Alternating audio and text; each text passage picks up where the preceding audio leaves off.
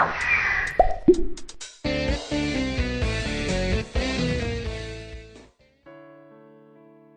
saya Lesti Pariama Siagian. Suami saya Pater Moster Lumban Turuan. Kami memiliki seorang anak yang bernama Deo Manugi Lumban Turuan. Kami tinggal di Jalan Medan, Pematang Siantar, dan berparoki di Jalan Medan Santo Fransiskus Assisi. Pada kesempatan ini kami akan memberikan kesaksian tentang kedekatan keluarga kami dengan kitab suci. Saya mulai mengenal kitab suci itu sejak kecil, sejak saya tahu membaca.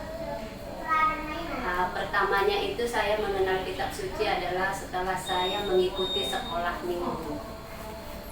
Saya diajari atau dibimbing untuk membaca kitab suci secara rutin.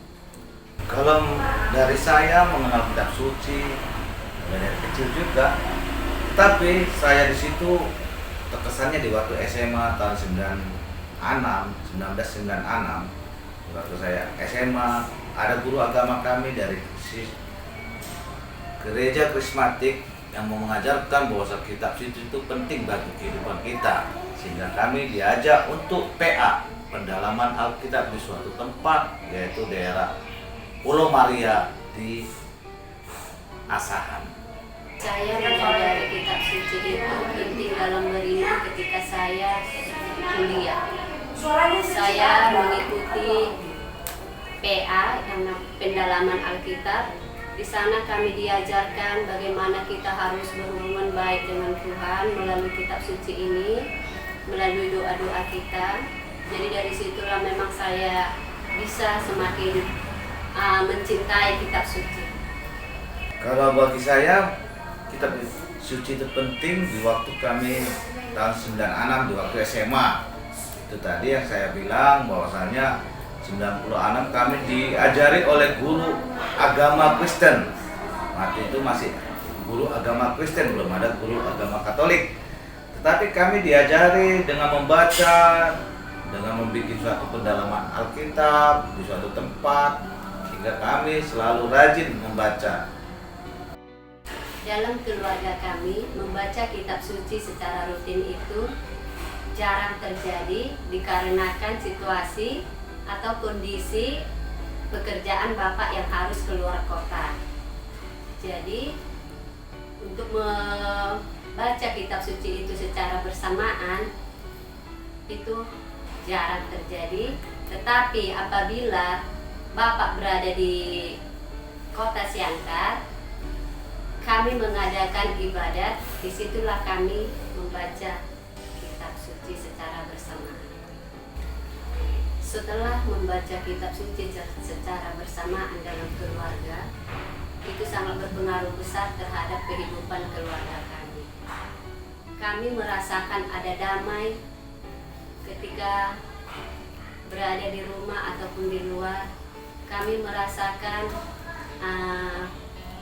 bahwa kami harus saling memahami, mengerti, harus saling hidup berdampingan, dan banyak lagi arti atau pengaruh ketika kami membaca kitab suci di dalam kehidupan keluarga kami.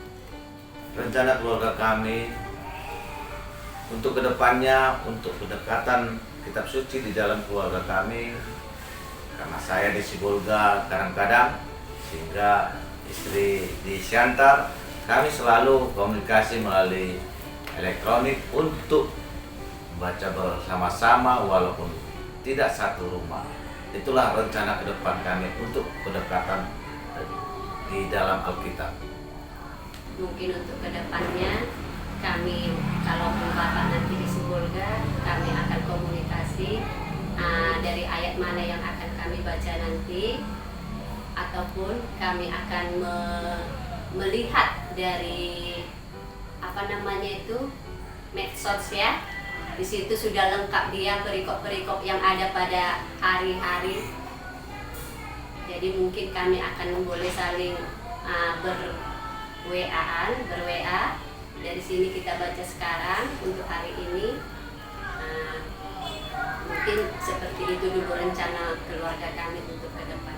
Untuk anak pada saat ini memang karena anak belum tahu membaca, mungkin anak hanya melihat kita membaca kitab suci itu, atau mungkin kita akan bersuara supaya anak bisa mengikuti apa yang ada di dalam kitab suci itu. Dalam arti kita membaca kitab suci itu secara kuat gitu, biar anak bisa mendengarkan. Inilah kesaksian keluarga kami, hubungan kedekatan keluarga kami dengan kitab suci. Semoga kesaksian-kesaksian ini menjadi motivasi untuk keluarga yang lain.